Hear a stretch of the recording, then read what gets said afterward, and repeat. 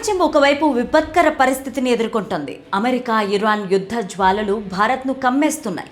ఇదిలా ఉంటే మరోవైపు భారత్లో అంతర్గత అసంతృప్తి జ్వాలలు చెలరేగుతున్నాయి. అవి యుద్ధం వల్ల వస్తున్నవి కాదు, అంతకన్నా ప్రమాదకరమైన డీలిమిటేషన్ ప్రక్రియ వల్ల వస్తున్నవి. ఎందుకంటే జనాభా లెక్కల ప్రాతిపదికన పార్లమెంట్లో ఎంపీ సీట్లు పెంచుకునేందుకు రంగం సిద్ధమవుతోంది. దీనివల్ల దక్షిణాది రాష్ట్రాలకు సీట్లు భారీగా తగ్గిపోయే ప్రమాదం కనిపిస్తోంది. దీంతో దక్షిణాది రాష్ట్రాలు అస్తిత్వాన్నే కోల్పోతాయా?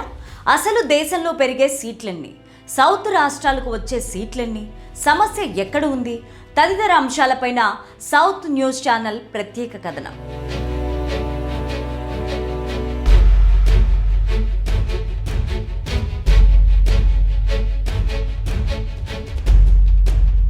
భారతదేశం ప్రస్తుతం ఒక విలక్షణమైన అస్తిత్వ సంక్షోభాన్ని ఎదుర్కొంటోంది. దక్షిణాది రాష్ట్రాలు ఆర్థికంగా దూసుకుపోతుంటే ఉత్తరాది రాష్ట్రాలు రాజకీయంగా పట్టు బిగుస్తున్నాయి.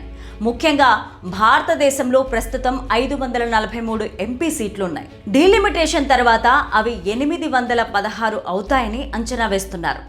ఒక ఉదాహరణ ప్రకారం ఉత్తరప్రదేశ్లో 80 సీట్లుంటే అవి 120గా మారే అవకాశాలు ఉన్నాయి. అదే తమిళనాడులో అయితే 39 సీట్లుంటే 59 అవుతాయని అంటున్నారు. ఇక ఆంధ్రప్రదేశ్ విషయానికి వస్తే ప్రస్తుతం 25 ఎంపీ సీట్లుంటే అవి 38 అవుతాయని, ఇక తెలంగాణలో చూస్తే ప్రస్తుతం 17 ఎంపీ సీట్ల నుంచి 26 అవుతాయని అంటున్నారు. ఈ లెక్క ప్రకారం ఏపీలో 13, తెలంగాణలో 9, తమిళనాడులో 20, ఉత్తరప్రదేశ్లో 40 పెరిగే అవకాశాలు ఉన్నాయి.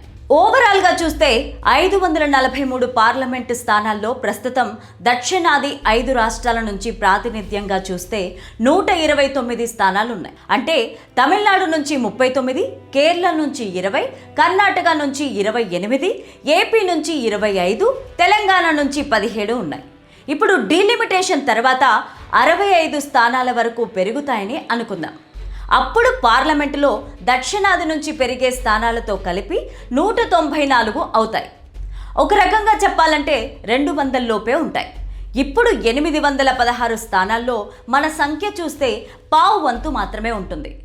ఇదే అందరి ఆగ్రహానికి కారణమవుతోంది. ఇక నుంచి కేంద్రం నుంచి వచ్చే నిధుల వాటా భారీగా తగ్గిపోతుంది. కానీ సంపదంతా దక్షిణాది రాష్ట్రాల నుంచే కేంద్రానికి వెళుతోంది. ఒక్క ముక్కలో చెప్పాలంటే 100 రూపాయల నోటు మన దగ్గర తీసుకొని చిల్లర మన ముఖం మీద విసురుతారని అంటున్నారు.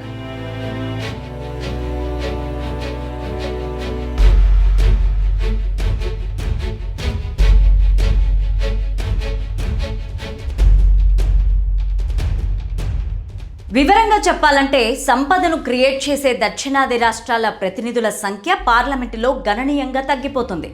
ఇది దేశ సమాఖ్య వ్యవస్థకు పెద్ద దెబ్బని నిపుణులు హెచ్చరిస్తున్నారు. ఎందుకంటే గతంలో రష్యా, యుగోస్లావియా వంటి దేశాలు ఇలా ఆర్థిక రాజకీయ సమతుల్యత వల్లే ముక్కలైపోయాయని నిపుణులు గుర్తు చేస్తున్నారు. అసలు ఎందుకు ఇలా జరిగిందంటే స్వాతంత్రం వచ్చిన రోజుకి వెళ్ళాలి. 1947లో మన దేశ జనాభా 35 కోట్లుగా ఉండేది. నాడు అత్యంత పేదరికంలో భారతీయులు ఉండేవారు.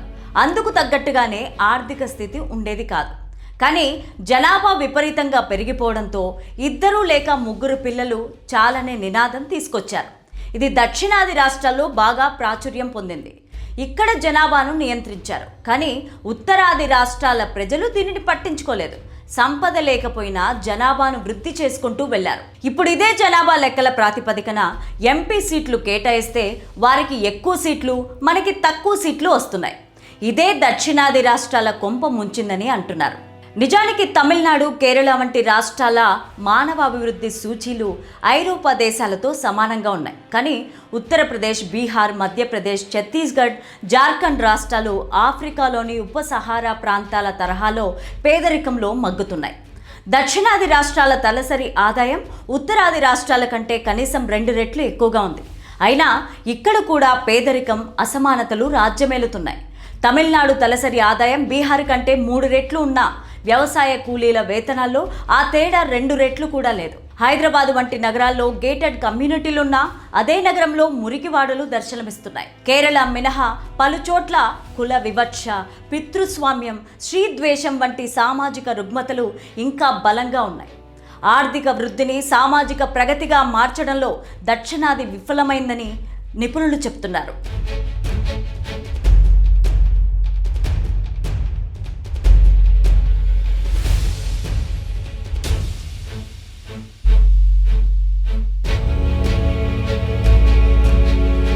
తమిళనాడులోని ధర్మపురి జిల్లా అక్షరాస్యత రేటు ఉత్తరప్రదేశ్లోని కొన్ని జిల్లాల కంటే తక్కువగా ఉండడం గమనించాలి. కర్ణాటక, తెలంగాణ రాష్ట్రాల సంపద కేవలం 3 లేదా 4 నగరాలకే పరిమితమైంది. హిందీ రాష్ట్రాల నుంచి వచ్చే వలస కూలీలు దక్షిణాదిలో ఒక కొత్త వర్గంగా మారుతున్నారు. వీరు ఇక్కడ పనిచేస్తున్న ఓటు హక్కు మాత్రం తమ సొంత రాష్ట్రాల్లోనే కలిగి ఉంటున్నారు. దీనివల్ల దక్షిణాది రాష్ట్రాలకు రాజకీయంగా ఎటువంటి ప్రయోజనం చేకూరడం లేదు. తలసరి ఆదాయంలో 300% వ్యత్యాసం ఉన్న ప్రస్తుత తరుణంలో మార్పులు అనివార్యం. ప్రొఫెసర్ సంతోష్ మెహ్రోత్రా డీలిమిటేషన్ అంశంపైన ఈ ఏడాది జనవరి 12వ తేదీన కొన్ని కీలక సూచనలు చేశారు. దీని ప్రకారం పెద్ద రాష్ట్రాలకు ఎక్కువ సీట్లు ఇచ్చినా ప్రతి ఎంపీ ప్రాతినిధ్యం వహించే జనాభా నిష్పత్తిలో మార్పులు చేయాలని అన్నారు. జనాభా సంఖ్యను రాష్ట్రాల ఆర్థిక సమానత్వానికి మధ్య సమతుల్యత పాటించాలని తెలియజేశారు. అభివృద్ధి అంటే కేవలం రాజధాని నగరాల్లో ఉండే యూనికార్న్ కంపెనీలు కాదు. అత్యంత వెనుకబడిన జిల్లాల్లోనే అక్షరాస్యత రేటు, వ్యవసాయ కూలీ పొందే రోజువారీ వేతనం కూడా పరిగణలోనికి తీసుకోవాలని అంటున్నారు. ఇదే నిజమైన అభివృద్ధిని నిర్ణయిస్తాయి. ఈ విషయంలో కేరళ మాత్రమే మెరుగైన ఫలితాలు సాధిస్తోంది. ప్రజలందరికీ సంపద పంచే కొత్త సామాజిక ఒప్పందం కుదిరినప్పుడే భారత యూనియన్కు భవిష్యత్తు ఉంటుంది. పార్లమెంటు సీట్ల పెంపు కాదు, అన్ని రాష్ట్రాల్లో పేదరికానికి న్యాయం జరగాలని మేధావులు కోరుకుంటున్నారు.